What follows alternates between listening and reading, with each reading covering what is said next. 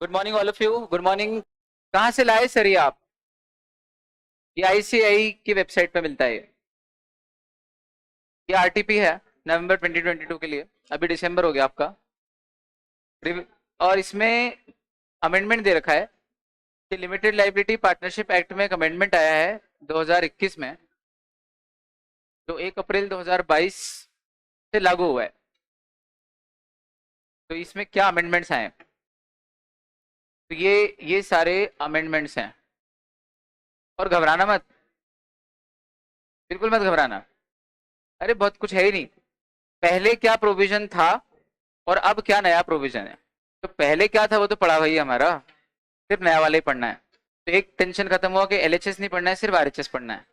एक ये, उसमें भी जो चीज ये सामान्य अक्षरों में लिखी है वो तो कॉमन ही है, वो तो हमारी वैसे ही पड़ी हुई है।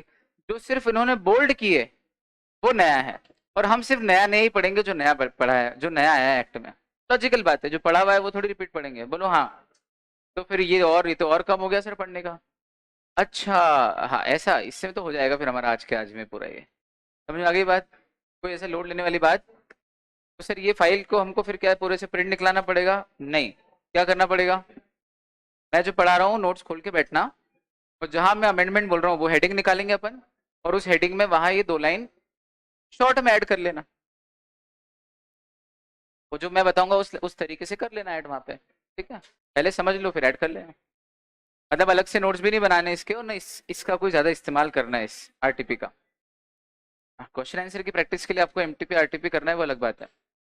चलो अब देखो। अब एलएलपी एक्ट में जहां जहां कंपनीज एक्ट 1956 वर्ड आए, उसका अर्थ कंपनीज एक्ट 2013 से सब्स्टिट्यूट कर लेना। अब कितनी सामान्य बात है ये। ऑब्वियसली एलएलपी एक्ट में हर जगह अभी तक कौन सा वर्ड यूज हो रहा था? Companies act 1956। तो वो चेंज की जरूरत थी, क्योंकि जब उधर एक्ट बदल गया तो इधर भी नाम बदलो। तो उन्होंने बोला कि जहां जहां कंपनीज एक्ट 1956 आए, वहां पर उसकी जगह कौन सा वर्ड सब्स्टिट्यूट कर लेना? कंपनीज एक्ट 2013 कर लेना। जैसे जैसे बॉडी कॉर्पोरेट की डेफिनेशन में company registered under companies act 1956, तो उसको हटा के अब उसकी जगह कंपनीज एक्ट 2013 कर लेना। दूसरा, बॉडी कॉर्पोरेट की डेफिनेशन में भी सेम होगा, क्योंकि वहां बॉडी कॉर्पोरेट की डेफिनेशन में कंपनी की डेफिनेशन दी है कौन सी वाली? Under companies act 1956। तो ऑटोमेटिकली वहां का चेंज क्या हो जाएगा? Clause 20 of section 2 of companies act 2013। पहले कौन सा था? Section 3 of companies act 1956। इस सेक्शन 3 में डेफिनेशन थी कंपनी की। Company means a company formed and registered under the companies act और एनी अदर प्रीवियस लॉ। ये जो डेफिनेशन है ये सेक्शन 3 में थी। कौन से एक्ट में? 1956 वाले एक्ट में। अभी वाले एक्ट में डेफिनेशन कौन से सेक्शन में है? सेक्शन 2 क्लॉज 20 में। सेक्शन 2 क्लॉज 20 में। तो इसको पढ़ते कैसे हैं? Clause 20 of section 2। आया समझ में? ये तो लिखा है clause 20 of section 2 of the companies act 2013। बस बोलो आसान। पहले ही पेज पे मिल जाएगा आपको बॉडी कॉर्पोरेट की डेफिनेशन में।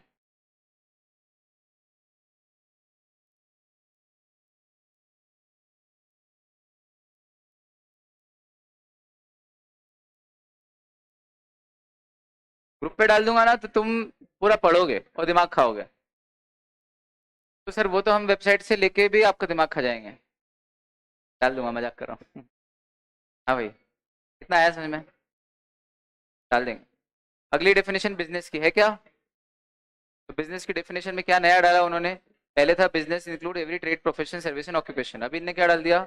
Every trade profession service and occupation. यहाँ के बाद थोड़े से शब्द ऐड कर दिए। Except any activity which the central government may by notification exclude. कि इसमें कुछ एक्टिविटीज अगर सेंट्रल गवर्नमेंट नोटिफिकेशन जारी करके एक्सक्लूड कर दे तो फिर वो काम नहीं कर पाओगे। इसका लोग क्या मिसयूज करने की बात कर रहे थे? बोले जब एलएलपी बिजनेस करती है और बिजनेस शब्द में सब कुछ आता है, तो फिर हम कोई भी बिजनेस कर सकते हैं, तो इसका मिसयूज हो सकता था। तो उन्होंने कहा कि यहाँ तक की डेफिनेशन तो कॉमन है ऑक्यूपेशन तक, लेकिन एक्सेप्ट वो एक्टिविटी जो सेंट्रल गवर्नमेंट नोटिफिकेशन जारी करके एक्सक्लूड कर दे। ये तो पता चले एलएलपी रेलवे का बिजनेस करने लग गई, कल को पटरिया डल गई इन बीच सड़क पे इंदौर में, बोले एलएलपी बिजनेस कर सकती है और एलएलपी कोई सा भी बिजनेस कर सकती है, क्योंकि आपने बोला था business means any trade occupation सब कुछ। तो हमको ये वाला करना है। तो बोले नहीं नहीं, ये वो बिजनेस है जो आप नहीं कर सकते, ये तो एक्सक्लूड है। बोले आपने ऐसा लिखा कहाँ है डेफिनेशन में, एलएलपी एक्ट में? बोले अभी ऐड कर देते हैं अमेंडमेंट में। लॉजिक समझ में आया इसके पीछे का क्यों ऐड करा ये? Except any activity which the CG by notification may exclude. हाँ या ना? तो ये हो गया एक पेज, बड़ा आसान है, ऐसे झट से हो जाएगा। ये एक न्यूली इंसर्टेड, अब समझ में आया? न्यूली इंसर्टेड लिखा है इनने, ये नया है, ये फुल, इसके बारे में पहले लॉ में कुछ था ही नहीं, मतलब ये प्योरली नया है। ये पढ़ना पड़ेगा अपने को, इसको पढ़ना ही पड़ेगा। तो मैं तो ग्रुप पे तो डाल ही दूंगा, पर सब कुछ प्रिंट मत लिखना इतने सारे पेजेस, और निकलाना हो तो निकला लेना, कोई दिक्कत नहीं है। स्मॉल एलएलपी, अभी तक हमने क्या पढ़ी थी कि स्मॉल कंपनी होती है। कंपनीज एक्ट में एक स्मॉल कंपनी का भी प्रोविजन है, एलएलपी एक्ट में एक स्मॉल एलएलपी का भी प्रोविजन नया आ गया। और स्मॉल एलएलपी किसे कहते हैं? अच्छा, स्मॉल कंपनी किसको बोलते हैं? 2 करोड़ या उससे कम पेडअप कैपिटल हो और 20 करोड़ या उससे कम टर्नओवर है, वो स्मॉल कंपनी है। स्मॉल एलएलपी किसे कहते हैं? जिसमें सभी पार्टनर्स का टोटल कंट्रीब्यूशन मिला लो तो 25 लाख रुपए से ज्यादा नहीं होता। ठीक, और कभी सरकार ने बढ़ाया भी है लिमिट 25 लाख की, तो कहां तक बढ़ाएगी? 5 करोड़ रुपए, वो भी कभी प्रिस्क्राइब की तो। अभी करंट लिमिट कितनी है हाल फिलहाल? 25 लाख। समझ आया इस पूरे का मतलब? स्मॉल एलएलपी किसे कहते हैं बोले? जिसमें सारे पार्टनर्स का कंट्रीब्यूशन जो आता है, कैपिटल कंट्रीब्यूशन बोल लो, वो सब मिला के एलएलपी का टोटल कंट्रीब्यूशन कितना हो रहा है? एक पार्टनर का नहीं बेटा, सारे पार्टनर्स का मिला के कितना हो रहा है? 25 लाख या उससे कम। डज नॉट एक्सीड मतलब 25 या 25 से कम है तो वो स्मॉल है। और ये लिमिट कभी बढ़ाई भी सरकार ने तो 25 लाख की 50 लाख कर देगी, 1 करोड़ कर देगी, 2 करोड़ कर देगी, 3 कर देगी, 4 कर देगी, 5 कर देगी। लेकिन कभी ऐसा नहीं होगा कि small LLP means an LLP जिसमें total contribution of the partners is less than या नॉट मोर देन 7 करोड़ या 6 करोड़। तो कभी सरकार ने भविष्य में बढ़ाई भी तो कितनी बढ़ाएगी? 5 बढ़ाएगी। अभी हाल फिलहाल कितनी है? 25 लाख। सेम पार्टनरशिप के पार्टनर्स की लिमिट जैसा, कभी सरकार ने भविष्य में बढ़ाई तो 100 से ज्यादा नहीं होगी, लेकिन हाल फिलहाल कितनी लिमिट है? 50। याद आ रहा है? तो क्या बोला? कंट्रीब्यूशन अभी 25 लाख से ज्यादा ना हो, लेकिन कभी ये हायर अमाउंट भी करा सरकार ने तो भी वो 50 करोड़ से एक्सीड नहीं करेगा। आगे बढ़ रहे हैं। ये कौन सी लिमिट हुई? ये पहली लिमिट हुई। कहां तक हुई बताना मुझे, कहां पे मैं पूर्ण विराम लगाऊं हिंदी वाला? प्रिस्क्राइब्ड पे लगाता हूं, उसके बाद जो वर्ड है उसका इंटरप्रिटेशन कर लो। एंड मतलब स्मॉल कंपनी, स्मॉल एलएलपी कहलाने के लिए एक और कंडीशन फुलफिल करनी है। मतलब यहाँ पर भी वही, एक कैपिटल कंट्रीब्यूशन और दूसरी टर्नओवर की लिमिट है। जैसे कंपनी में कैपिटल और टर्नओवर थी, पेड अप कैपिटल टर्नओवर, यहाँ पर कैपिटल कंट्रीब्यूशन और टर्नओवर की लिमिट है। तो दोनों में से एक भी लिमिट आपने क्रॉस कर दी तो आप स्मॉल एलएलपी नहीं कहलाओगे। जैसे वहां पर भी अगर टर्नओवर बढ़ गया 20 करोड़ से तो स्मॉल कंपनी नहीं हो, या पेड अप कैपिटल बढ़ गई 2 करोड़ से तो स्मॉल कंपनी नहीं हो, या दोनों ही बढ़ गई तो भी स्मॉल कंपनी नहीं हो। याद आ रहा है? पूरा इंटरप्रिटेशन यहाँ आओ। इन दोनों के बीच में वर्ड क्या है? एंड है। तो फिर एंड के बाद क्या लिखा है? The turnover of which as per the statement of accounts and solvency for the immediately preceding financial year. ये तो बनाती है एलएलपी हर साल, statement of accounts and solvency, जो आरओसी को भेजते हो आप। वो जब बनाया होगा आपने उस पिछले साल का, इमीडिएटली प्रीसीडिंग ईयर का, उसमें अगर आपका टर्नओवर नजर आ रहा है कितना? 40 लाख तक, 40 लाख तक, तो आप क्या हो? Small LLP. और 40 लाख से ज्यादा हुआ तो स्मॉल एलएलपी नहीं कहलाओगे। और कभी ये लिमिट 40 लाख की बढ़ाई भी तो बड़ा बड़ा के कितनी करेंगे? 50 करोड़। मतलब पता है एक मजे की बात, फ्यूचर लिमिट जो है ना, फ्यूचर लिमिट की कभी बढ़ाई भी तो वो 1:10 है। Capital contribution is to turnover का जो रेशो है वो 1:10 है। यहाँ पे 5 करोड़ है, यहाँ पर 50 करोड़ है। ये याद रखने का तरीका। कभी फ्यूचर में बड़ी लिमिट कैपिटल कंट्रीब्यूशन की तो बढ़ के कहाँ तक कर देगी सरकार? 5 करोड़। और टर्नओवर की लिमिट कभी बढ़ाई तो कहाँ तक कर देगी? 50 करोड़। लेकिन करंट लिमिट 25 लाख, 40 लाख, सीधा सीधा हिसाब किताब। ऐसा लगता है कि 25 लाख को 2.5 करोड़ कर देते तो ज्यादा मजा आ जाता है, सब कुछ ही 1:10 हो जाता, याद करना ज्यादा आसान हो जाता। बोलो हाँ। 25 लाख को 2.5 करोड़, कभी बढ़ाई तो 5 करोड़ और 50 करोड़, तो ज्यादा इजी हो जाता है। तो ठीक है, कोई बात नहीं, अब अपन क्या करें। लेकिन इसके बाद एक छोटा सा और है, और which meets such other requirements as may be prescribed and fulfill such other terms and conditions as may be prescribed। अब मेरा प्रश्न आपसे ये है इंटेलिजेंट बच्चों, ये 1 2 इन दोनों को मिला के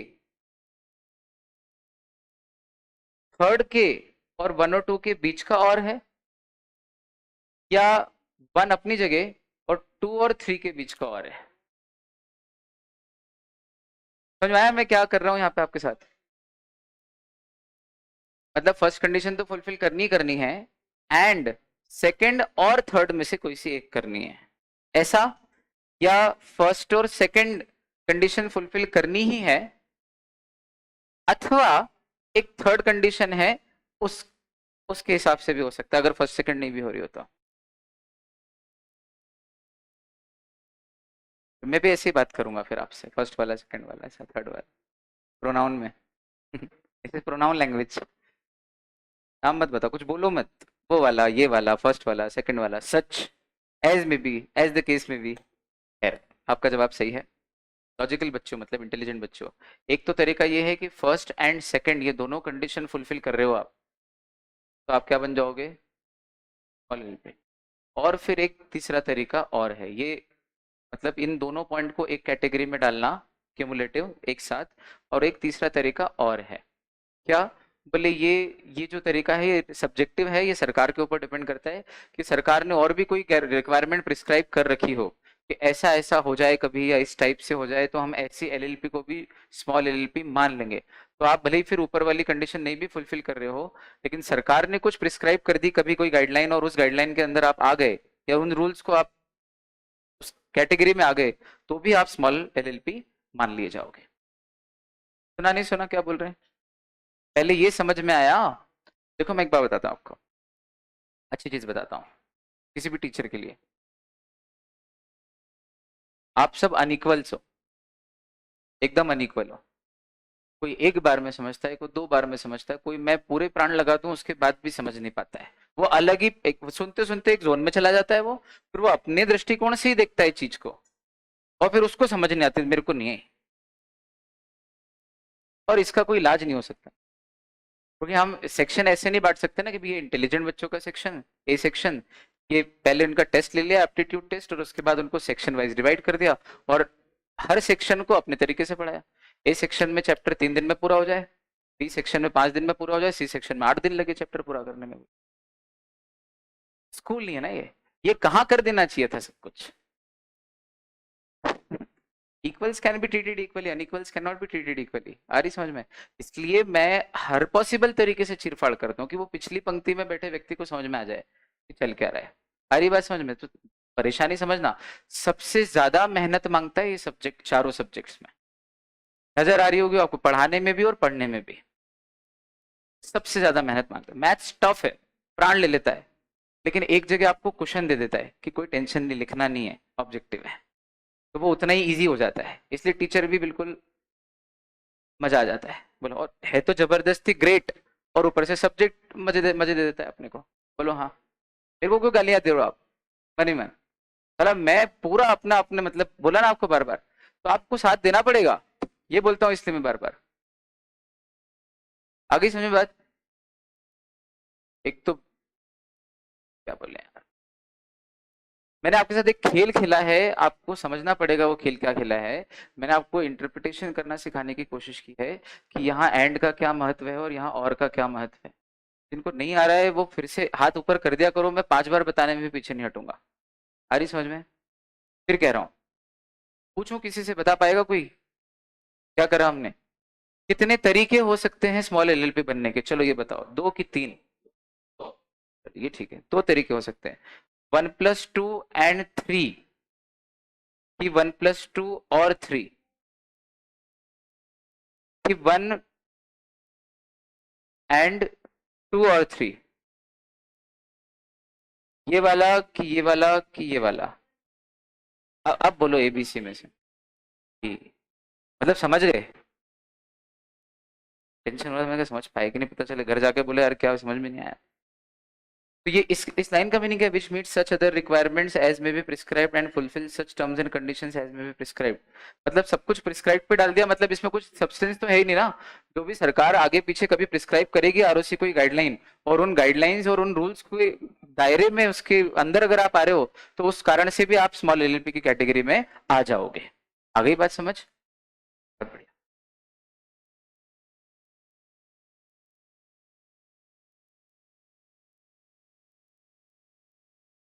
यानी वो एंड मतलब बोर्ड मास। मेरे को पता था उलझाएगा कोई मेरे को, अच्छा हुआ मेरे को इतना मैथ्स तो आता है। अभी ठीक है, हार जाओगे। चल, अब ठीक है, आंसर बी है उसका। है आप हो मैंने बोला ना आपको, by the time the batch ends आप लेवल पे आ जाओगे, शार्पेस्ट इंटेलेक्चुअल लेवल। फिर किसी से भी अड़बिड़ लेना आप, दिल्ली मुंबई पुणे हैदराबाद कहीं भी चले जाना।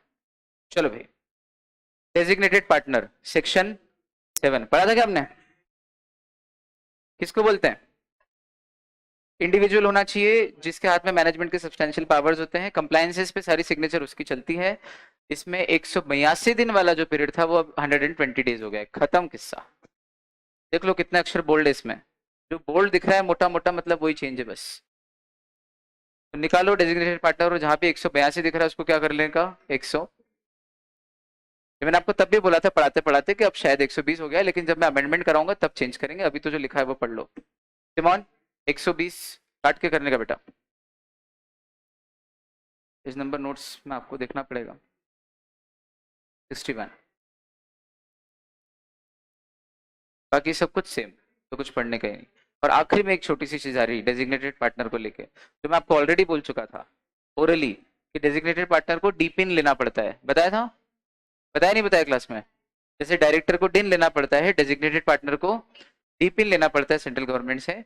और उसमें उनको कंपनीज एक्ट 2013 के सेक्शन 153 और 159 दोनों इंक्लूसिव, यानी दोनों सेक्शन को फॉलो करना पड़ता है कंप्लाइन। मतलब डीपिन लेने की जो रिक्वायरमेंट्स हैं उसमें एलएलपी एक्ट जो लग रहा है सो लग ही रहा है, कंपनीज एक्ट के सेक्शन 153 एंड 159 भी एप्लीकेबल हो रहे हैं।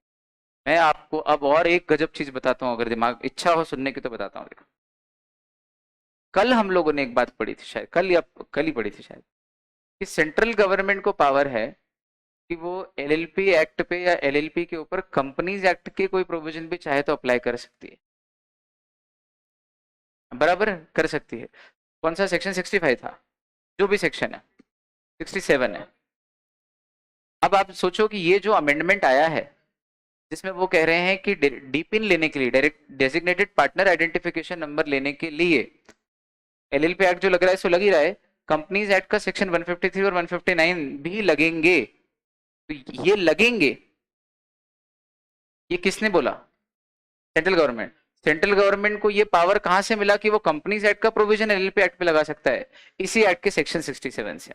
तो इस एक्ट के सेक्शन 67 में जो पावर दिया हुआ है उस पावर का इस्तेमाल करते हुए सेंट्रल गवर्नमेंट ने ये लाइन डाल दी एलएलपी एक्ट में कि कंपनीज एक्ट के सेक्शन 153 और 159 यहां पर एप्लीकेबल होंगे। वो कैसे एप्लीकेबल होंगे? बोले मुतातिस मुतंडिस, ये लैटिन फ्रेज है जिसका अर्थ है with necessary changes. With necessary changes, Latin phrase है मुतातिस मुतंडिस। बोलना जरा एक बार दो बार मुंह से, मुतातिस मुतंडिस, मुतातिस मुतंडिस। ऐसे गाली लग रही थोड़ी सी, अबे मुतातिस मुतंडिस कैसा लगता है बोलने में? पर वर्ड भी लैटिन फ्रेज है, क्या कर सकते हैं, हर लैंग्वेज के अपने अपने वर्ड्स हैं और ऐसा चलता है। रुक तो जाओ, अब विथ नेसेसरी चेंजेस वर्ड क्यों लिखना पड़ा यहाँ पे? तो वहां पे भी तो था, या तो पूरे पूरे की पूरे अप्लाई कर सकती है या विथ सर्टन मॉडिफिकेशंस अप्लाई कर सकती है। अब चूंकि वहां जो सेक्शन है 153 159, ये मत पूछना वहां क्या लिखा है, वो ढूंढ लेना आप नेट पे। वहां जो भी बातें लिखी होंगी वो डायरेक्टर आइडेंटिफिकेशन नंबर से रिलेटेड होंगी, बस उसको थोड़ा सा कस्टमाइज करके विथ नेसेसरी चेंजेस डिपिन के हिसाब से ढाल के पढ़ लेना, इसलिए बोलना पड़ा विथ नेसेसरी चेंजेस। आया?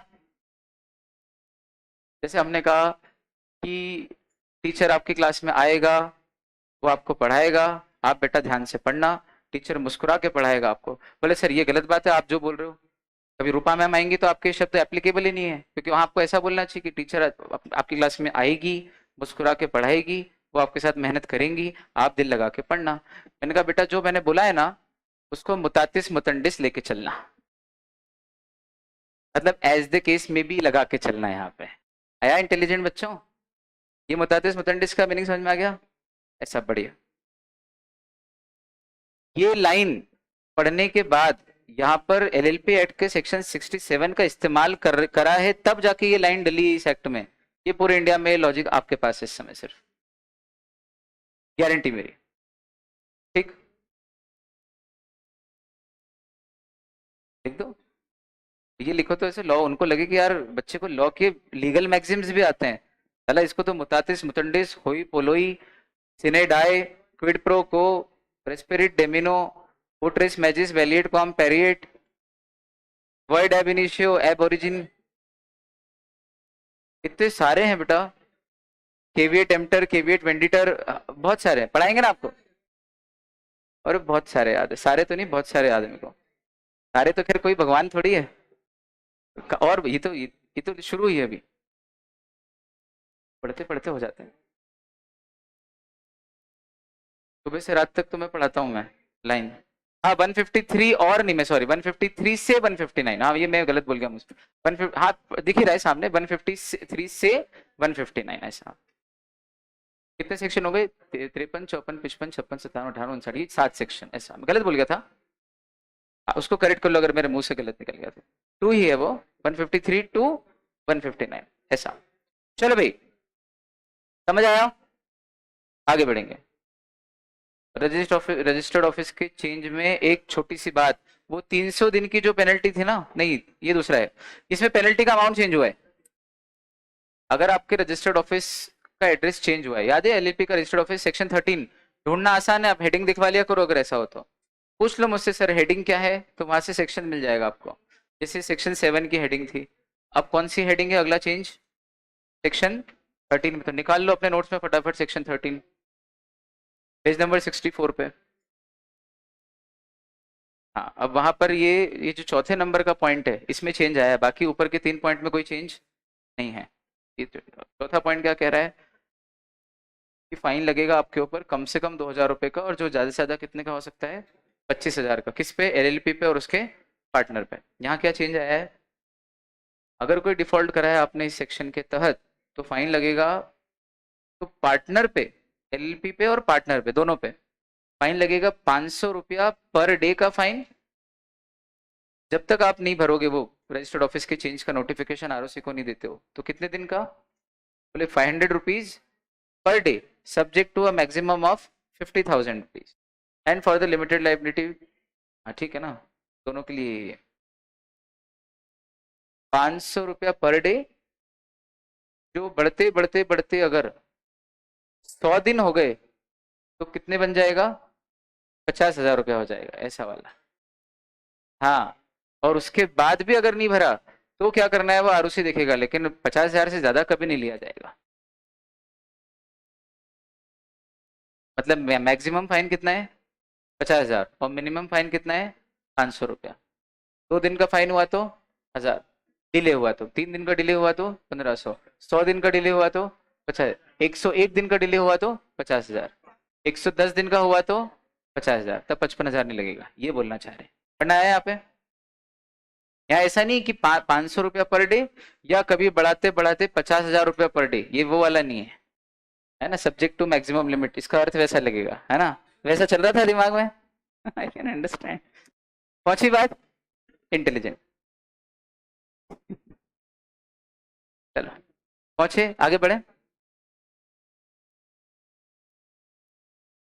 नाम, नाम को लेके क्या था पहले? ये बी पॉइंट, नाम अनडिजायरेबल नहीं होना चाहिए एलएलपी का, ये तो मालूम है। दूसरा, किसी और एलएलपी के साथ आइडेंटिकल या किसी बॉडी कॉर्पोरेट के नाम के साथ किसी एलएलपी, अच्छा पहले ये था कि किसी दूसरी पार्टनरशिप फर्म या एलएलपी या किसी बॉडी कॉर्पोरेट के साथ आपका नाम आइडेंटिकल या नियरली रिजेंबल नहीं करना चाहिए। साथ ही किसी का रजिस्टर्ड ट्रेडमार्क भी अगर हो तो उसका भी वायलेशन नहीं होना चाहिए। अब क्या कह रहे हैं कि आपका नाम अगर सेंट्रल गवर्नमेंट को लगता है कि अनडिजायरेबल है तो नहीं मिलेगा। दूसरा, अगर किसी और एलएलपी या कंपनी के साथ आइडेंटिकल या टू नियरली रिजेंबल हुआ, मतलब पार्टनरशिप फर्म के साथ आपका नाम रिजेंबल कर सकता है, या किसी और बॉडी कॉर्पोरेट के साथ आपका नाम रिजेंबल कर सकता है। सिर्फ कंपनी और एलएलपी और दूसरा ट्रेडमार्क। तीसरा पॉइंट, मतलब यहाँ कितने कितनी चीजों के साथ सिमिलर नहीं होना चाहिए। पहले क्या था, पार्टनरशिप भी नहीं, कंपनी भी नहीं, कोई और बॉडी कॉर्पोरेट भी नहीं, और ट्रेडमार्क किसी का फेमस ट्रेडमार्क ऑलरेडी हो। तो ये चारों के साथ अगर आपका नाम एकदम सेम या मिलता जुलता हो तो आपको वो नाम नहीं मिलेगा। अभी यहाँ लिस्ट कितनी कर दी, कम कर दी। बोले सिर्फ कंपनी के साथ मिलता जुलता नहीं होना, किसी और एलएलपी के साथ मिलता जुलता नहीं होना, और ट्रेडमार्क अगर किसी का ऑलरेडी फेमस हो तो फिर वो तो कोई भी हो नहीं मिलेगा। तो कितने नाम उड़ा दिए इन्होंने, दो, पार्टनरशिप और बॉडी कॉर्पोरेट, बस ये दो नाम उड़ाए यहाँ से। अब ये बहुत ही कम इंपॉर्टेंट है टॉपिक, कोई बहुत बड़ा चेंज नहीं है। बॉडी कॉर्पोरेट का नाम हटा दिया और पार्टनरशिप का नाम हटा दिया, बस टेक्निकली। और नया अमेंडमेंट, इसका मतलब लॉ में जो अमेंडमेंट आते हैं वो हवा नहीं होते, कोई बहुत कठिन चीज नहीं होती है, बस ऐसे पढ़ना आना चाहिए। अपन तो हाईलाइट कर लो मेन मेन पोर्शन की कहाँ चेंज आया है, और उतना उतना सा पढ़ के समझ लो, बाकी तो सेम ही है पूरा लॉ। चलो मैं आपको टाइम दे रहा हूँ 18 सेकंड का, पढ़ के देखो बेटा।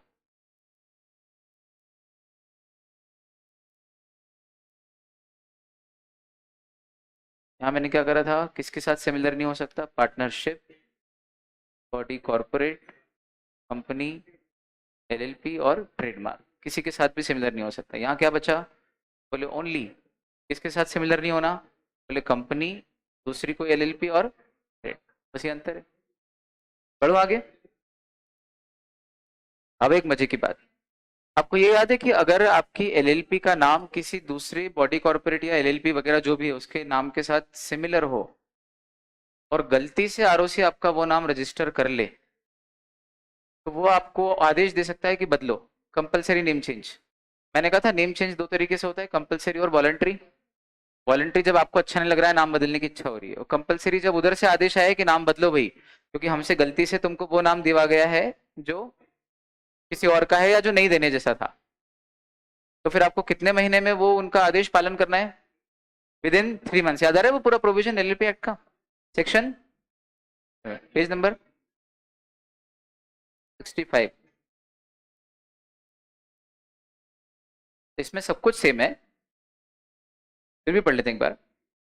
अच्छा, नॉट विथ स्टैंडिंग का मीनिंग तो मालूम ही अब आपको, शब्द पकड़े में, आगे कहीं भी कुछ भी लिखा हो, हमने बोल दिया ना कि अगर वो नाम गलती से या किसी भी और तरीके से किसी और एलएलपी के नाम के साथ, सॉरी किसी एलएलपी का नाम ऑन इट्स फर्स्ट रजिस्ट्रेशन और on it's registration bye a new body corporates, मतलब चाहे उसका पहली बार रजिस्ट्रेशन हुआ है या कन्वर्जन से रजिस्ट्रेशन हुआ है as a new body corporate, मतलब या तो वो पहली बार एलएलपी बनी डायरेक्ट या वो कन्वर्जन से बनी हो, ऐसा कोई भी हो, या नाम चेंज ही क्यों ना हुआ हो।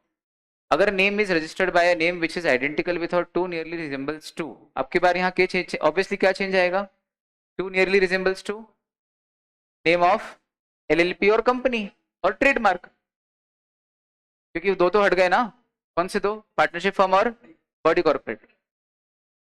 तो अगर उसका नाम किसी एलएलपी या किसी कंपनी के साथ रिजेंबल करता है या आइडेंटिकल है, या किसी का ट्रेडमार्क से बिल्कुल मिलता जुलता है और गलती से आपको नाम दे दिया गया है, तो क्या होगा, तो आपको वो नाम बदलना है within a period of 3 months from the date of issue of such direction. मतलब कुल मिला के वो जो चेंज हुआ था ना ऊपर, 5 से रिजेंबल नहीं कर सकता था लेकिन अब सिर्फ 3 से रिजेंबल नहीं कर सकता है, वही चेंज यहाँ पे भी इफेक्टिव हुआ है ऑब्वियसली,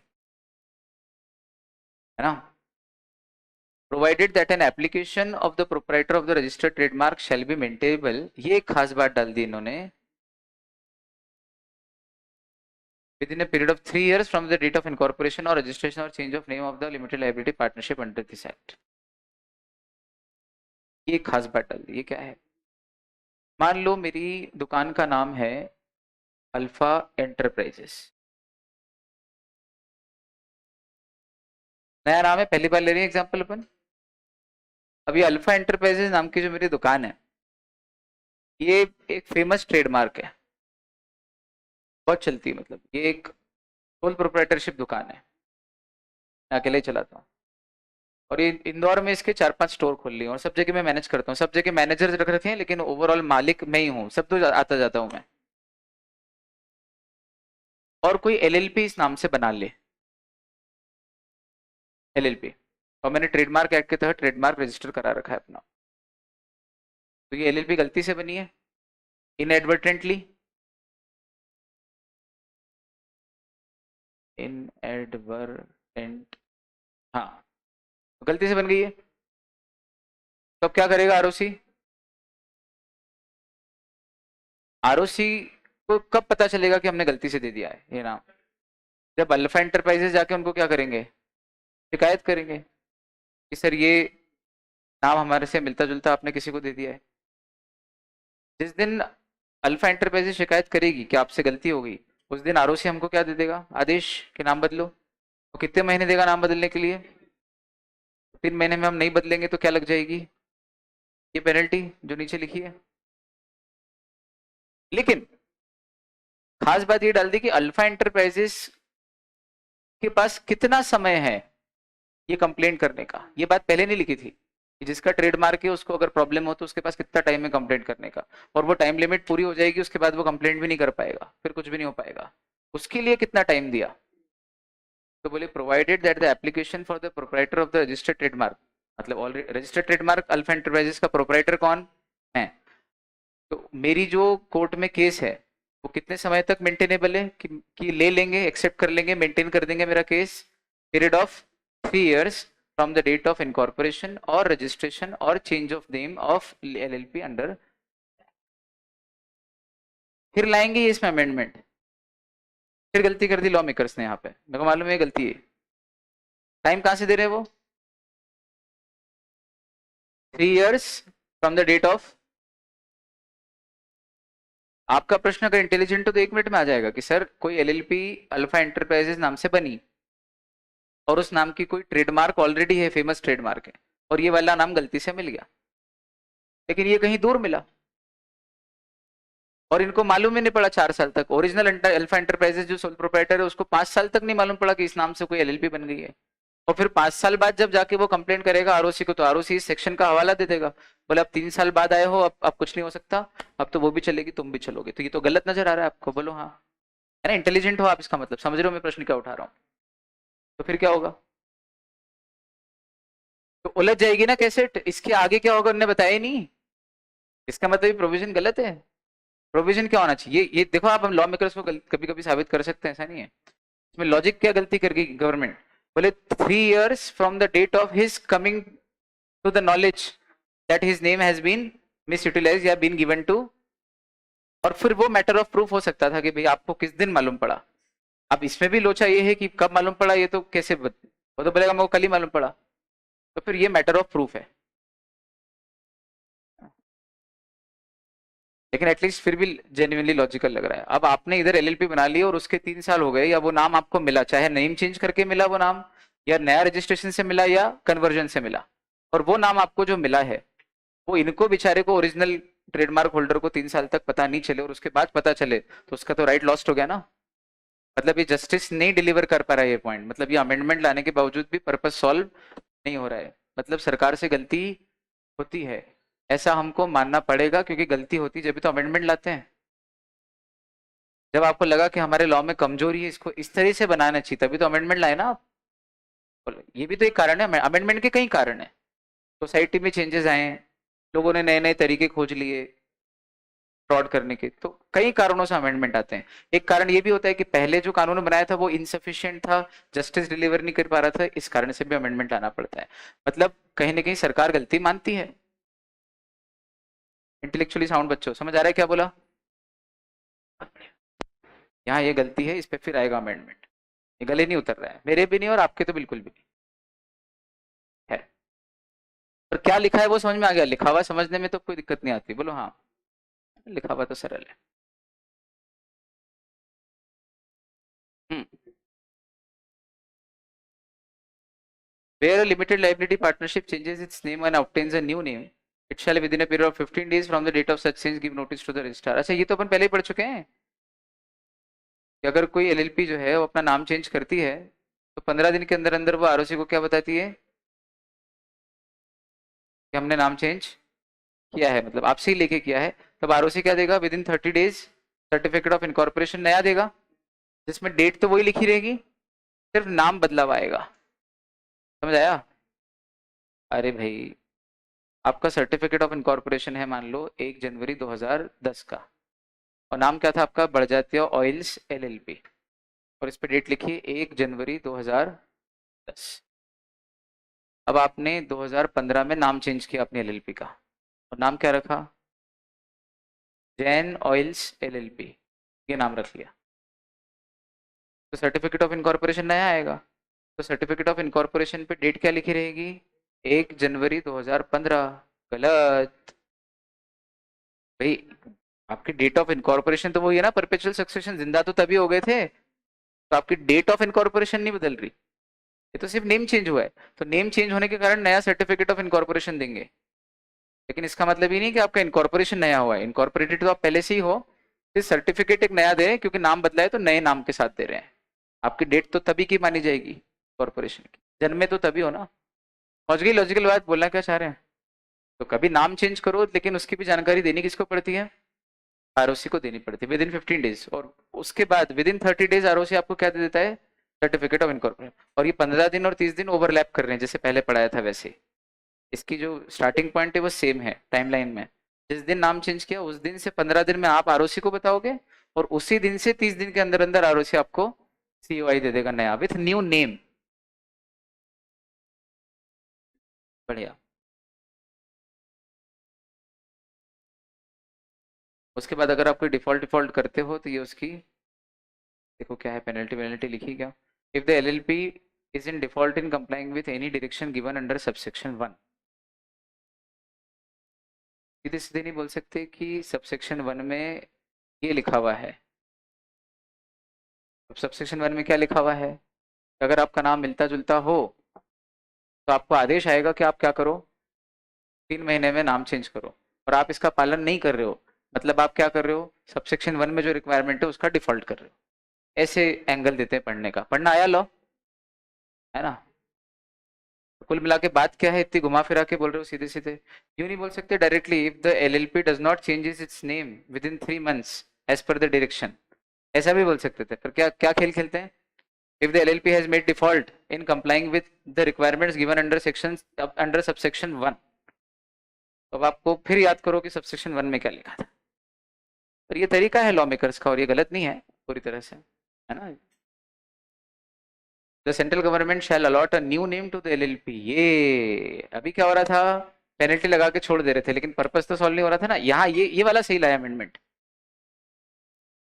आप नहीं करोगे तो पेनल्टी लगा देंगे। अभी पेनल्टी तो लगा दोगे, नाम तो वही रहा ना, फिर क्या करोगे? और वो बदल ही नहीं रहे, पेनल्टी पे पेनल्टी दिए जा रहे हैं लेकिन नाम नहीं बदल रहे। और आप बोले सर करोड़ों रुपए की गुडविल बन गई उस नाम से उनकी, तो उन्होंने कहा ऐसे तो पेनल्टी देना पड़ता है हर महीने। समझ रहे हो? ये समझो लाख रुपए महीने का एक एम्प्लॉय और रखा, देते रहेंगे हर महीने 1 लाख की पेनल्टी, मान लो। लेकिन अपना तो करोड़ों का काम हो गया इस नाम से, अब अरबों का। तो बोले नहीं नहीं नहीं, पर्पस सॉल्व नहीं हो रहा है, क्योंकि उस बेचारे का तो ट्रेडमार्क मर रहा है ना, जो ओरिजिनल ट्रेडमार्क था 10 साल पहले जिसने उस नाम से बिजनेस शुरू किया था। और आपको गलत नाम दे दिया हमने, गलती हमारी है, वो बात की बात है, हम क्या करेंगे डिपार्टमेंट में अंदर आरओसी के साथ, या जो भी हुआ, लेकिन आपको नाम तो बदलना पड़ेगा। और आप नहीं बदल रहे हो, यानी कि डिफॉल्ट कर रहे हो नाम बदलने की डायरेक्शन में, तो सीजी आपको नया नाम देगी, और वो जो नाम देगी फिर वो रखना पड़ेगा। और उनने अगर नाम दे दिया आपको जगत जननी, तो जगत जननी नाम रखना पड़ेगा। समझ गए क्या? हाँ, फिर कुछ बोल नहीं पाओगे, इसलिए खुद से बदल ले तो ज्यादा बेटर है, इंटेलिजेंट बच्चे।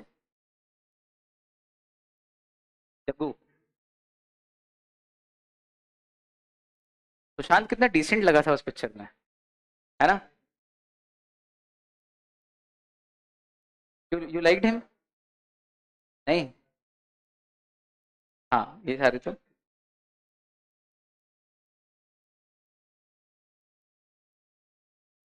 हाँ ऑब्वियसली, पर लिखा नहीं ना, देख लेते हैं अगर फाइन की बात पे लिखी क्या उन्होंने। इसमें लिखा नहीं बेटा, फाइन के बारे में कुछ लिखा नहीं है, फाइन हट गया इस वाले में। और फाइन हटाना भी एक लॉजिकल बात करी, क्योंकि गलती आपकी थी ना, फाइन इस बेचारे पे लगा रहे हो, एलएलपी वाले पे। मुझे लग रहा है फाइन हटाना लॉजिकल है यहाँ पे। फाइन की रिक्वायरमेंट हटा दी है ना, क्यों? मतलब अपन साला खेल क्या खेल रहे हैं यार, अमेंडमेंट के भी लॉजिक्स लेके बैठे। तो आदत से मजबूर है। चल तो फटाफट बेटा, ये अमेंडमेंट आया, ये अमेंडमेंट आया, बस ऐसा ऐसा आया, कर लो, लिख लो, खत्म करो। आदत ही खराब है। चलो बताओ, तो लॉजिकल बात क्या है इसमें? यार नाम आपने जब गलती मान रहे हो, आपने वर्ड लिखा है लॉ में इनएडवर्टेंटली, यानी गलती से हमने वो आपको नाम दे दिया जो नहीं देना था, तो गलती आपकी है। अब आपकी गलती सुधारने के लिए आप बोल रहे हो कि नाम बदलो, और फिर उसमें सामने वाले से अगर कुछ हो जाए तो उल्टा पेनल्टी भी उस पर लगा रहे हो। तो बेटर ये है, अब गले उतरी बात, उनको खुद को समझ में आया कि ये गलत है। मैं अच्छा, आप समझा रहा, उस दिन मैं कितना मजबूर था। मैं वही पढ़ाऊंगा ना जो लॉ में लिखा। तो बोले नहीं नहीं कोई बात नहीं, आप अगर नहीं बदलोगे तो हम आपको नाम दे देंगे, वो नाम आप रख लेना, और उस नाम से आपको एक, आप एलएलपी के रजिस्टर में भी वो नाम चढ़ा देंगे, और ओल्ड नेम की जगह आपको एक नया नाम दे दिया जाएगा, और नए नाम का सर्टिफिकेट ऑफ इनकॉर्पोरेशन भी इशू कर दिया जाएगा, और उसी नाम से अब आप फिर हमेशा आगे जाने जाओगे। और फिर मजे की बात, ये नाम जो सेंट्रल गवर्नमेंट आपको दे देगी, इस नाम को कभी बदलना हुआ तो बदल पाओगे कि नहीं बदल पाओगे, कि ये तो सीजी का दिया हुआ नाम है, ये नहीं बदल सकते। ये संत महात्मा का दिया हुआ नाम थोड़ी है यार। बेनाडिल का ऐड है, बेनाडिल का ऐड, तो बच्चे का नाम रखाने बाबा जी के पास जाते, तो बाबा जी उसका नाम रखने जाते हैं, इतने में उनको खांसी आ जाती है। तो वो भक्त ऐसा पगला है, वो उसको लगता है बाबा जी ने यही नाम रखा है। तो उस बच्चे का नाम रख देते, बच्चे का नाम रख देते। तो टीचर पढ़ाते पढ़ाते कभी कभी, यस मैम, देखा कि नहीं ऐड, है ना, बेनाड्रिल का ऐड है ये, खांसी की दवाई का, यूट्यूब। मैं तो एडवर्टाइजिंग वालों में तो सब चीज देखता हूँ। तो ऐसा कोई सेंट्रल गवर्नमेंट के द्वारा दिया जो नाम दिया जाएगा ना, ये वाला, ये चेंजेबल है या नहीं? क्योंकि नेम चेंज अलाउड है सेक्शन 16 में, याद करो, सेक्शन 16 में नाम चेंज करना अलाउड है। तो nothing, nothing contained in this subsection, ये जो सरकार आपको नाम देने वाली है, ये वाला जो सबसेक्शन है, इसमें जो भी लिखा है वो आपको कभी भी नथिंग यानी नहीं प्रिवेंट करेगा सब्सिक्वेंटली अपना नाम बदलने से, अगर आप सेक्शन 16 में जो प्रोविजन से उनके अकॉर्डिंग नाम बदलते हो तो। मतलब वो नाम कोई पत्थर की लकीर, वो नाम आने के बावजूद भी इस सबसेक्शन में कुछ भी लिखा हो चाहे, nothing contained in this subsection shall prevent you from changing your name as per the provisions of section 16। पढ़ना आया? बोल।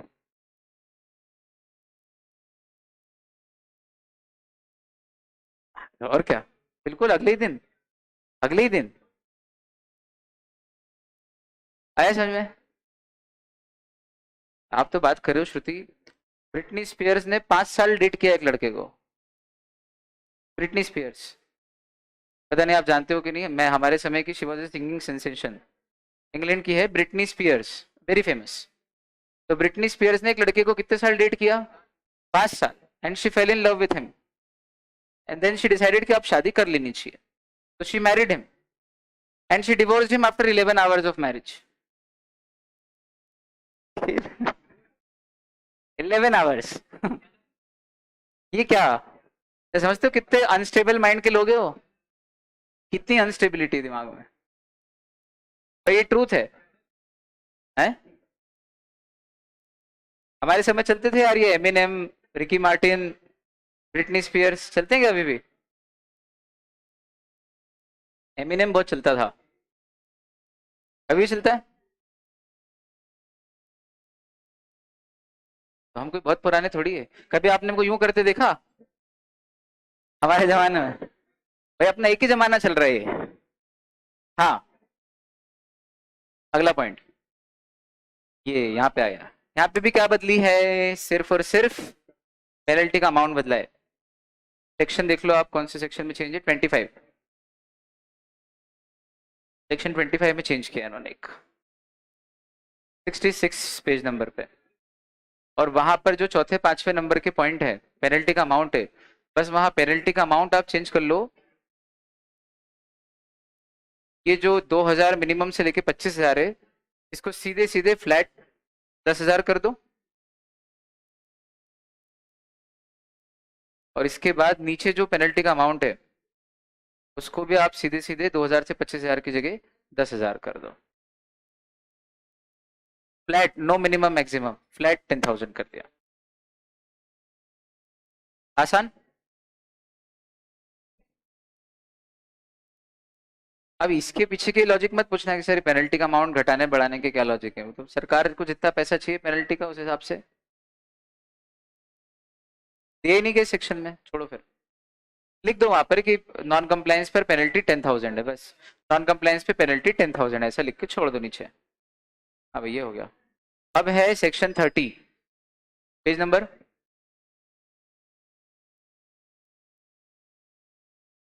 68, उसके बाद ये मतलब तो इसमें इम्प्रिजनमेंट कितनी दी हुई है,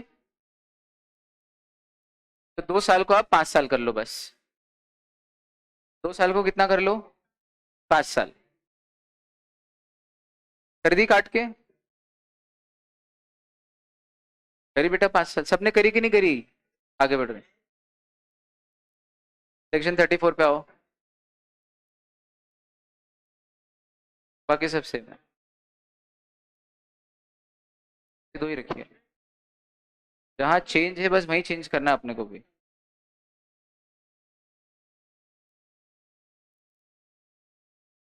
है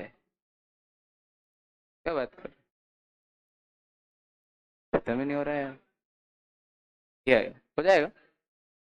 अच्छा चीजें देखने में कितनी टफ लगती है, हाँ कभी भी हम शिखर जी जाते हैं अपन, कभी आप देखो कि पर्वत इतना बड़ा है तो कभी चढ़ ही नहीं पाओगे, आप तो चढ़ना चालू करो बस तो चढ़ जाते हैं, या आप गिरिराज जी जाते हो परिक्रमा करनी है, या इतनी जगह जगह जाते हैं लोग बाग, कोई माउंट एवरेस्ट सोचे कैसे चढ़ेंगे तो नहीं चढ़ पाएगा। Journey of 100 miles begins with a single step, आप सोचो कि यार ये 1 महीने में पार्टनरशिप एक्ट हुआ है और 30-35 पन्ने हुए हैं, उस लॉजिक से तो जो है 3-4 महीने अकेले इंडियन कॉन्ट्रैक्ट एक्ट में लग जाने चाहिए, 100 पेज का है, कभी प्रोपोर्शनेटली सोच के देखना मेरे बारे में। सब करा दूंगा चिंता मत। अब समस्या क्या हो गई कि हमको हमारी जो अ, पढ़ाई लिखाई है वो जजमेंटल बना रही है, सरल नहीं बना रही है, सरल निष्कपट बिना किसी निंदा के प्रेम भाव से, या तो जाना नहीं उस जगह नहीं पसंद आए तो, और डेमो लेने के बाद एक बार पसंद आ जाए तो बिल्कुल आनंद से पढ़ना फिर बिना किसी ग्रज के, हम रोज इवेल्युएट करते हैं रोज जज करते हैं, हम इवेल्यू हम बाद में बुराई करेंगे, नहीं ये नहीं करना था वो नहीं करना था ऐसा नहीं बोलना था, हम इतने जजमेंटल हो गए हैं, और खुद में दो कौड़ी के लखन नहीं हम सब में, समस्या बहुत बड़ी है, तो आगे भविष्य अंधकार में है। हमको ये सिखाया गया था कि बेटा आप पहले ठोक बजा लो, पहले 25 बार टेस्ट कर लो आप, और एक बार डिसीजन ले लिया तो फिर राह पकड़ तू एक चला चल पा जाएगा मधुशाला, नहीं सही में किसी के लिए भी आगे, फिर आगे इंटर में जाओगे कहीं एक्स वाई जगह जाओगे, फिर फाइनल में जेड जगह जाओगे, मैं आपकी क्वालिटी सुधार रहा हूँ, देखो मेरे से कोई मतलब नहीं है, या किसी यहाँ के टीचर से ही मतलब नहीं है, या मैं दोस्तों के लिए भी बोल रहा हूँ कि दोस्तों को भी मत जज करो, या तो बनाओ मत, टेस्ट करके बनाओ, एक बार बना लो तो फिर पीठ पीछे बुराई नहीं करना कि इसको ये नहीं बोलना था और उसको वो नहीं बोलना था, इसमें टाइम मत वेस्ट करो, आई समझ में बात, मैं आपको जीवन का सूत्र दे रहा हूँ, कोचिंग इंडस्ट्री की बात नहीं कर रहा हूँ, अच्छा इंसान बनते हैं इससे।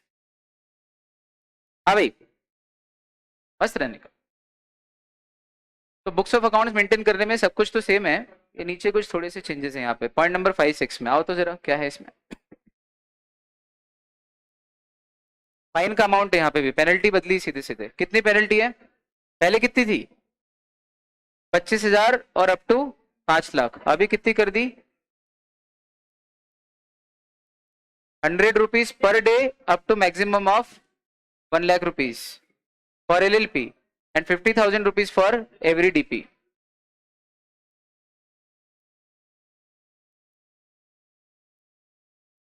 मतलब LLP पे कितनी है ₹100 per day up to ₹1 lakh maximum, और DP पे कितनी है बोले ₹100 per day up to ₹50,000 maximum,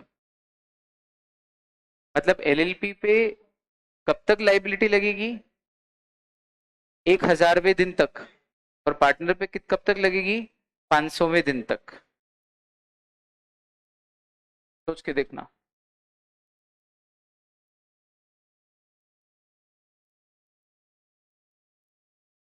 subject जबरदस्त, मैंने कल एक वर्ड लिखा आपने ध्यान नहीं दिया, बिलोवेड सब्जेक्ट, मेरा तो है। अब कुछ का किसी का तो होगा ही, इतने पूरे में से दो का तो होगा जिसको प्यार है सब्जेक्ट से, तो उतने में ही काम हो जाएगा, बिलोवेड सब्जेक्ट। हाँ भाई। तो क्यों बोला ये मैंने यार, ये कहाँ से लाइन डाल दी सर आपने, 1000 दिन 500 दिन, ये इंटरप्रिटेशन है, ये नहीं भी लिखोगे तो चलेगा। मतलब पहले अमाउंट कितना था, 25,000 से लेके 5 लाख, और पार्टनर पे था 10,000 रुपए से लेके 1 लाख, याद आ रहा है।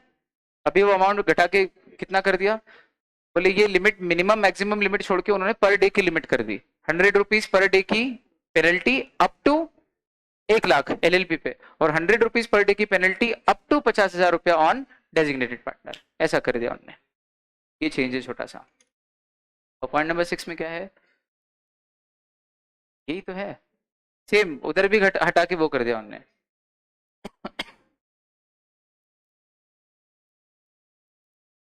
बस अंतर इतना है कि सबसेक्शन 3 में जो लिखा हुआ है, ये ऊपर सबसेक्शन 3 में जो लिखा हुआ है, इसका पालन न करो तो ये पेनल्टी, और सबसेक्शन 1, 2 और 4 में जो लिखा हुआ है उसका पालन न करो तो ये पेनल्टी। तो कितनी पेनल्टी है यहाँ पर, कम से कम 25,000, मैक्सिमम 5 लाख, किस पे, एलएलपी पे, और पार्टनर पे कम से कम 10,000 और मैक्सिमम 1 लाख।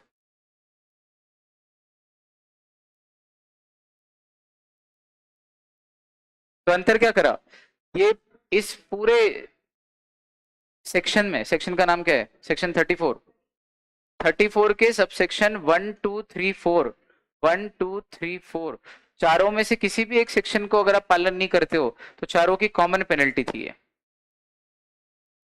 इसीलिए 5 तक ही सबसेक्शन थे। लेकिन अब उनने 5 और 6 दो सबसेक्शन डाल दिए, और 5 में पेनल्टी डाली है कि ऊपर जो सबसेक्शन 3 है उसका पालन ना करो तो ये पेनल्टी, और बचे हुए जो 1, 2, 4 हैं उनका कंप्लायंस ना करो तो ये पेनल्टी, और 1, 2, 4 की जो पेनल्टी है वो सेम है जो 5 में थी पिछली बार, अमेंडमेंट के पहले। तो फिर अमेंडमेंट बेसिकली कहाँ आया है, सिर्फ ये 5 नंबर का पॉइंट है जो अमेंडमेंट है, मेन अमेंडमेंट ये है। आया समझ में। पहले कितनी पेनल्टी थी, सेक्शन 34 के 5 सब सेक्शन थे पहले, 1, 2, 3, 4, इन चारों में लिखा था ये करो वो करो ये करो वो करो, और 5 में लिखा था कि ये चारों में जो लिखा है उनमें से अगर कुछ भी आपने पालन ना किया तो ये पेनल्टी। अभी क्या करा, 34 के सबसेक्शन 1, 2, 3, 4, 5, 6 कर दिए। तो 1, 2, 3, 4 में तो जो लिखा है वो लिखा ही है, और पेनल्टी उन्होंने दो बढ़ा दी, दो सेक्शन बना दिए पेनल्टी के, सब सेक्शन दो बना दिए, 5 और 6। 5 में पेनल्टी कौन सी है, बोले ऊपर जो 4 सबसेक्शन है उनमें सबसेक्शन 3 का पालन ना हो तो पेनल्टी का अमाउंट है 100 rupees per day up to 1 lakh for LLP and 100 rupees per day up to 50,000 for partners DP. और 6 में बोले बचे हुए जो सबसेक्शन है 1, 2, 4, उनकी पेनल्टी कितनी, उनकी पेनल्टी वही जो पहले थी, 25,000 से 5 लाख फॉर एलएलपी एंड 10,000 से 1 लाख फॉर डीपी। एकदम शार्प बच्चे, पकड़ में आया क्या लिखा है, मैं पढ़ के नहीं आया मैं घर से, इसको ऐसा कैसा यहाँ पे डाल दिया था, मैंने कहा साथ में ही कर लेंगे जो भी होगा समझा देंगे। बहुत आसान लग रहा है मुझे, मैं भी सोचा था कितना टाइम लग जाएगा, बहुत इजी है।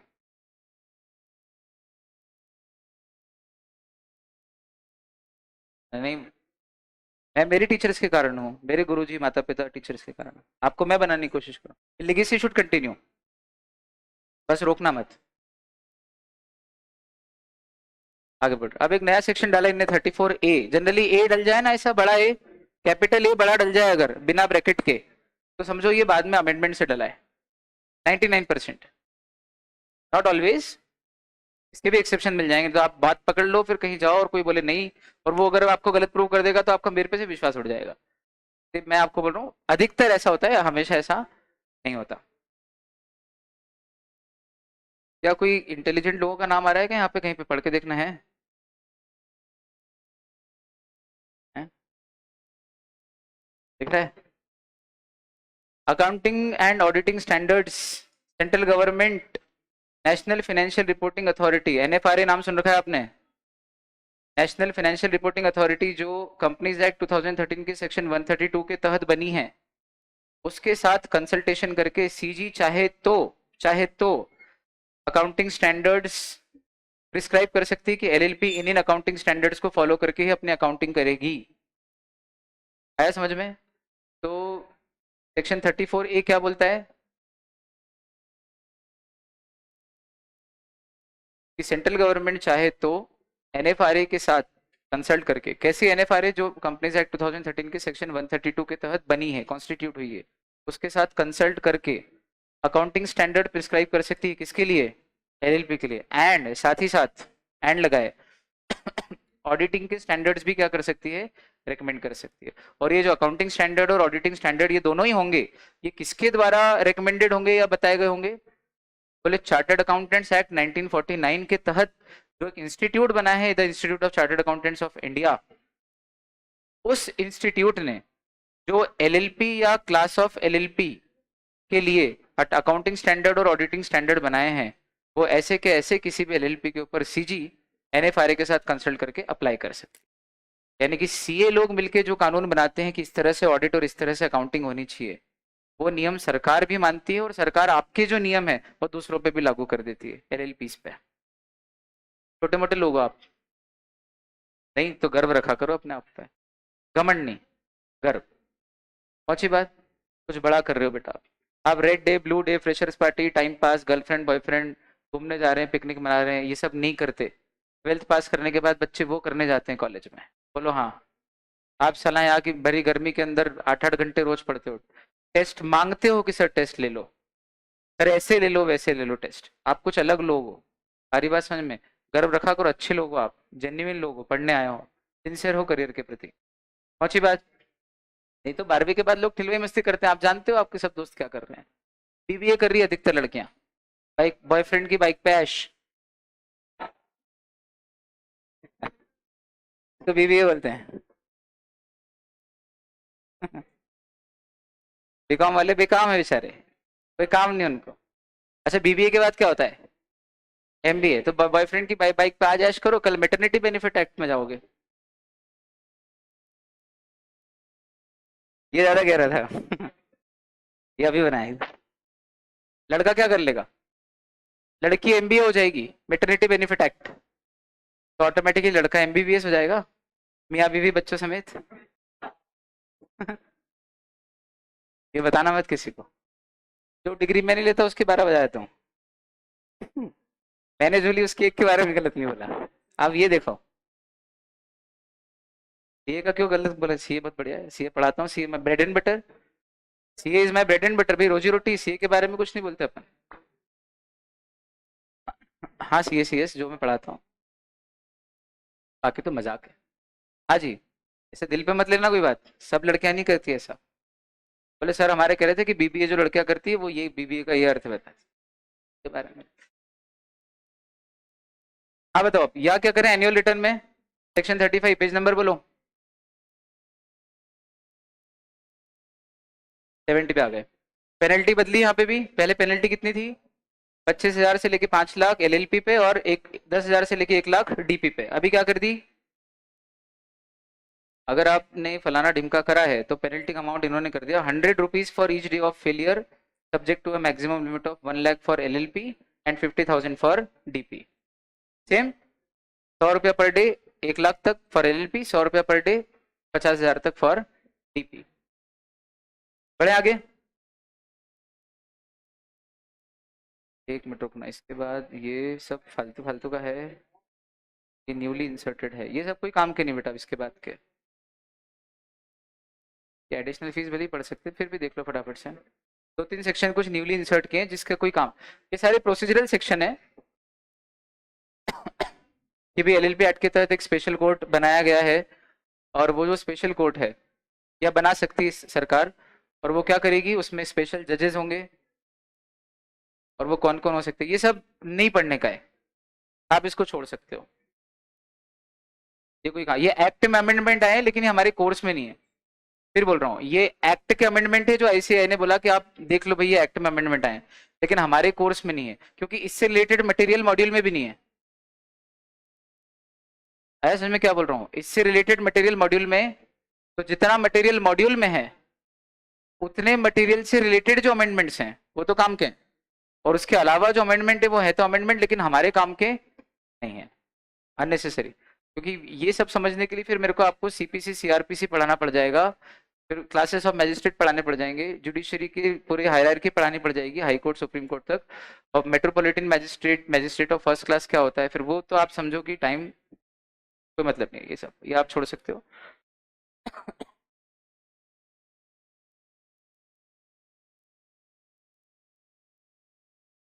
बस ये एडिशनल फीस देख लो।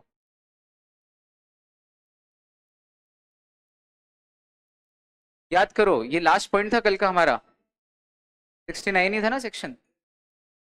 हाँ, तो क्या थी पेनल्टी, 100 रुपया पर डे। इस एक्ट के तहत कोई फॉर्म भरना हो और वो नहीं भरा हो टाइम से कोई डॉक्यूमेंट, तो 100 रुपया per day penalty up to 300 days. और उसके बाद क्या होगा वो आगे, और फिर जो करना है सरकार जाने क्या करना है, हाँ एक्ट जाने आगे का। अब यहाँ क्या दे रहे हैं ये देख ले जरा, क्या चेंजेस आए।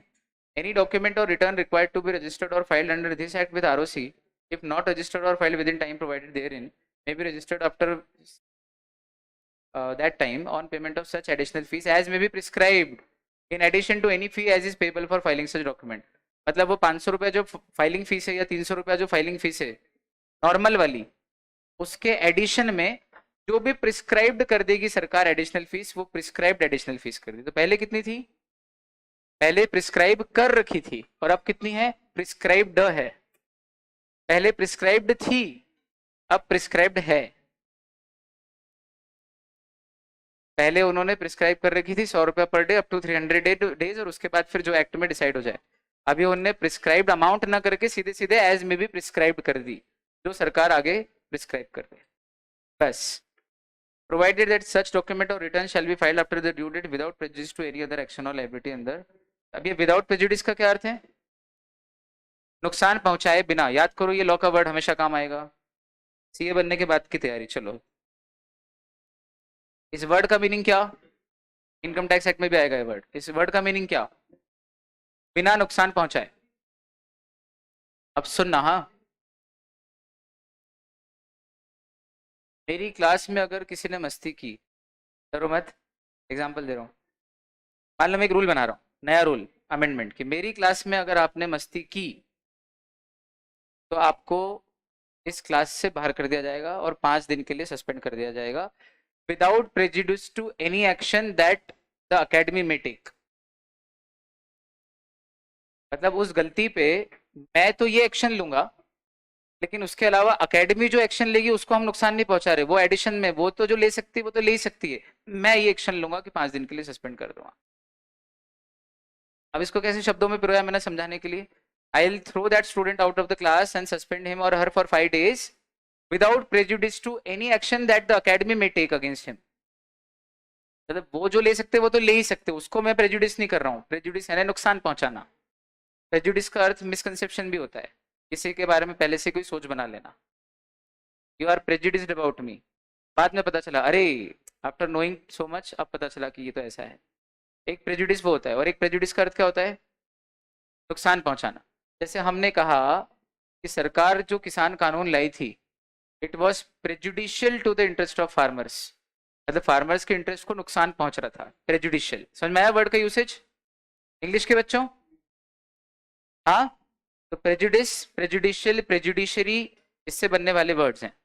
प्रेजुडिस फेमस नॉवेल है, किसी ने पढ़ा हो तो, pride and prejudice, Jane Austen. Pride and prejudice है वो, ऐश्वर्या राय, फॉरेन में, हॉलीवुड है।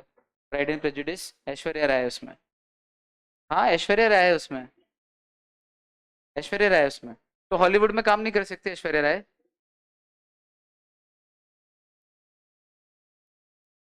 पहुंची बात।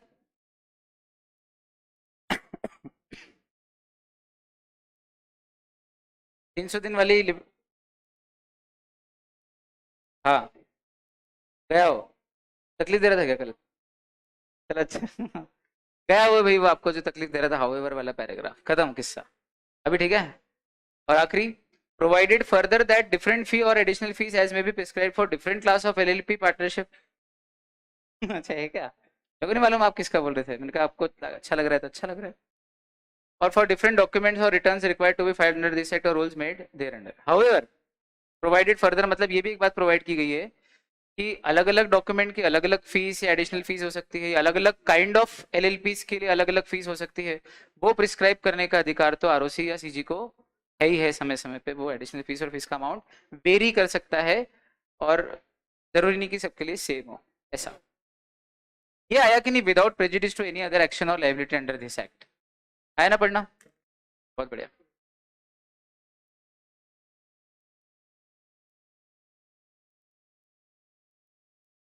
मैं नहीं समझा क्या बोल रहे हो।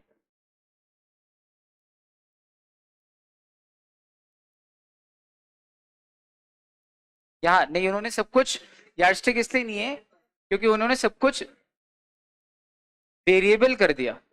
अभी आपको आदत पड़ गई कांस्टेंट की, you want the number, maths के बच्चों आपको नंबर चाहिए 300, सी होता है ना, ये कांस्टेंट होता है इक्वेशन में, बोलो हाँ। यहाँ इन्होंने पूरी बात एक्स और वाई में कर दी, वेरिएबल्स में कर दी पूरी बात। एज में भी प्रिस्क्राइब्ड, एज में भी, वो प्रिस्क्राइब क्या बोले, जब करेंगे, जब वैल्यू निकल जाएगी तब मालूम पड़ेगी, अभी तो एक्स में चल रहा है पूरा, एक्स और वाई में।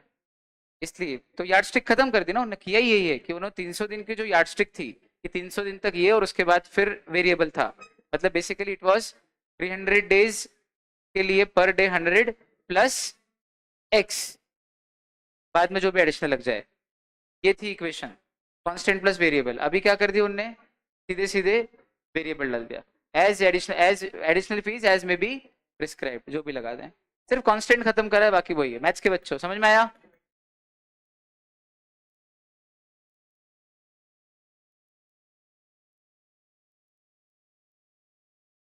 अगर मैंने मतलब इस एक्ट में जो जो भी डॉक्यूमेंट्स हैं, उनमें किसी भी डॉक्यूमेंट को फाइल करने में अगर हमने देरी की है तो उसके लिए जो भी फीस है वो तो वहां लिखी है, और उसके अलावा टाइम जब जो भी एडिशनल फीस लगानी है वो होगी एज में बी प्रिस्क्राइब, और वो एडिशनल फीस कब लगेगी, 300 दिन बाद या कब, वो भी खत्म कर दिया, वो भी उनको जब जैसे उनका मन करे वैसे लगाएंगे ऐसा। हाँ, वो भी एज में बी प्रिस्क्राइब, हाँ। मैंने बोला सब कुछ एक्स और वाई में ले गए वो,